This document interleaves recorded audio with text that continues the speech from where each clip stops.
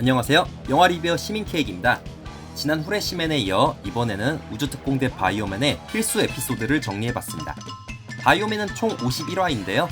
그 중에서 전체 내용을 이해하기 위해 반드시 봐야 하는 에피소드들만 골라봤습니다. 물론 필수는 아니지만 시청하면 도움이 되는 참고용 에피들도 정리해봤습니다. 최대한 스포일러를 하지 않는 선에서 소개해드립니다. 우선 1화입니다. 첫 화니까 당연히 봐야겠죠? 바이오맨은 대부분의 전대와 다르게 첫 화의 간부 전원이 모두 출동하지 않고 빅3 메이슨과 주노이드, 메사주만 출동합니다. 그리고 2화 바이오베이스가 처음 등장하고 1화에서 떠났던 옐로포가 다시 돌아옵니다. 바이오로봇의 합체 과정이 처음 나오고요. 빅3, 바라와 주노이드 사이곤, 바라의 직속 간부, 바라켓이 첫 출동합니다. 3화 레드원이 동물과 말할 수 있는 능력이 있다는 게 밝혀지고요.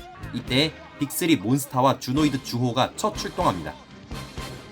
4화 그린2와 블루3의 능력이 처음 소개되고 주노이드 메추라가 처음 출동합니다. 참고용 에피소드로 보기도 하지만 처음 등장하는 요소들이 너무 많아서 그냥 필수로 간주합니다. 6화는 참고용입니다.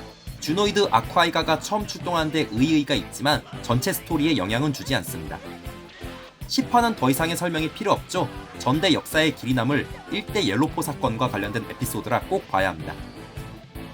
11화 2대 옐로포 야부키 준이 처음 등장하는 에피소드라 꼭 봐야겠죠. 14화는 참고용입니다. 신둔의 브레인의 이야기가 일회성 에피소드이긴 해도 훗날 중요한 에피소드에서 브레인이 다시 언급되기에 보면 나쁘지 않습니다.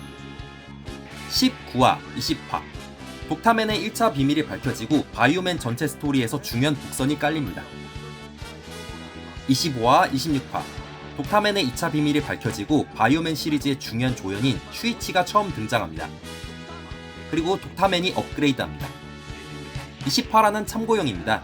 독타맨을 향한 기아 간부들의 반란이 벌어지지만 전체 스토리에 큰 영향은 주지 않습니다.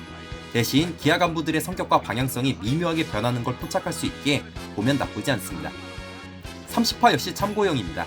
극중에 등장하는 최강의 검 이야기가 1회용으로 끝나긴 하지만 독타맨이 메카자이칸 개발을 포기하고 네오 메카자이칸을 개발하게 된 계기가 등장해서 보면 나쁘지 않습니다. 31화 네오 메카자이칸이 처음 등장하고 주노이드 중 일부의 운명이 결정됩니다. 그리고 바이오로봇의 슈퍼메이저 기술의 위기가 생깁니다. 32, 33, 34화 신제국 기아의 간부들이 파워업하고 바이오맨도 바이오 일렉트론을 업그레이드하는 등 바이오맨 전체 스토리의 변곡점이 되는 에피소드들이라 무조건 봐야 합니다. 37화 바이오맨의 숙적이자 제3세력 바이오헌터 실버가 처음 등장합니다. 38화 실버의 로봇 바르지온이 지구에 있다는 단서가 드러나며 신제국 기아와 바이오헌터 실버의 거리감이 정립되는 에피소드라 꼭 봐야 합니다. 43화, 44화 바이오맨의 중요한 조연인 슈이치가 다시 등장하고 의문의 과학자인 시마다 박사가 처음 등장합니다. 바이오맨 전체 스토리의 중요한 소재인 양심 회로가 나오기에 꼭 봐야 합니다. 그리고 47화부터 마지막 화까지 전부 다 봐야 합니다. 시마다 박사의 정체가 밝혀지고 기아의 주요 간부들이 퇴장하며 바르지온이 등장해 바이오맨과 싸우는 등 마지막 화까지 쉴 틈 없이 이야기가 전개됩니다.